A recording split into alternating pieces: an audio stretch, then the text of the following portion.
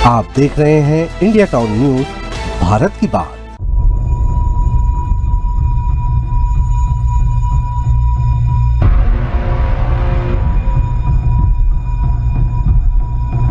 Screen पर दिख रहा शमशान, सिंदूर, नींबू, तंत्र मंत्र का सामान और काला कपड़ा पहने कोई शख्स। काला जादू, शमशान और तंत्र मंत्र, ये नाम सुनते ही रोंगटे खड़े हो जाते हैं। ऐसा कहा जाता है कि इन काले जादू में इतनी नकारात्मक शक्तियां होती है कि किसी को भी वश में किया जा सकता है। हालांकि हम इस बात की पुष्टि नहीं करते हैं।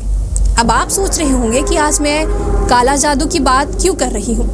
दरअसल चुनाव का माहौल है।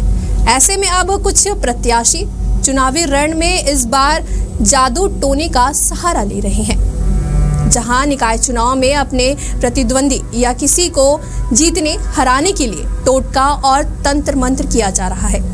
सुनकर आप भी चौंक गए होंगे, लेकिन ये सच है। ऐसा ही एक मामला राजधानी से सामने आया है। बताएंगे पूरा माजरा क्या है। बने रहिए इंडिया टाउन न्यूज के साथ और मैं हूं आपके साथ रंजना राज। छत्तीसगढ़ की राजधानी रायपुर नगर निगम चुनाव में एक नया मोड़ सामने आया है, जब अमलीडीहा इलाके के शमशान घाट में देर रात कुछ संदिग्ध गतिविधियां देखी गई। यह मामला तब सुर्खियों में आया जब स्थानीय लोगों ने दो युवकों को शमशान घाट में तंत्र क्रियाएं करते हुए देखा। अब इस घटना को लेकर राजनीतिक हलकों में तूल पकड़ता जा रहा है, क्योंकि निर्दलीय और भाजपा के कार्यकर्ता कांग्रेस प्रत्याशी पर चुनाव में तंत्र मंत्र के जरिए प्रभाव डालने का आरोप लगा रहे हैं। दरअसल वार्ड क्रमांक 50 के अमलीडीहा शमशान घाट में रात के अंधेरे में दो युवकों को काले कपड़े पहने हुए देखा गया। वहीं स्थानीय लोग इन युवकों से पूछताछ करने के लिए पहुंचे, लेकिन दोनों ने अपनी पहचान बताने से इनकार कर दिया और एक युवक ने तो मुंह भी छुपा लिया। स्थानीय लोगों ने आरोप लगाया है कि यह दोनों तंत्र क्रियाएं कर रहे थे और इनका उद्देश्य चुनाव को प्रभावित करना था। आरोपों के बाद जब इनसे बार बार पूछताछ की गई तो दोनों युवक पहचान नहीं बताकर मौके से भाग निकले। वहीं मौके पर मौजूद कुछ स्थानीय लोग इस घटना को तंत्र मंत्र से ज्यादा गुप्त नवरात्र की पूजा से जोड़कर देख रहे हैं। उनका मानना था कि हो सकता है कि दोनों युवक गुप्त नवरात्र की पूजा करने आए हो, इसलिए यह आरोप राजनीतिक दृष्टिकोण से अधिक है।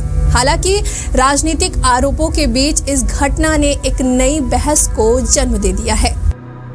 वहीं इस घटना के बाद भाजपा कार्यकर्ताओं ने युवकों पर तंत्र मंत्र से चुनाव को प्रभावित करने का आरोप लगाया है। वहीं भाजपा के कार्यकर्ताओं का कहना था कि बार बार पूछने पर दोनों ने अपनी पहचान नहीं बताई और एक युवक ने तो अपना चेहरा भी छिपा कर रखा था, जिससे उन्हें तंत्र मंत्र की आशंका हुई।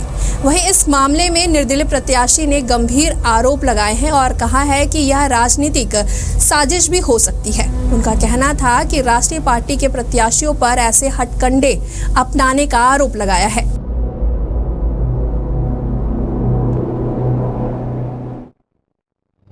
अब देखना होगा कि कांग्रेस के नेताओं और प्रत्याशी इस मुद्दे पर क्या प्रतिक्रिया देते हैं। चुनाव के इस दौर में आरोप प्रत्यारोप की राजनीति चरम पर है और इस घटना ने फिर राजनीतिक माहौल को गर्म कर दिया है।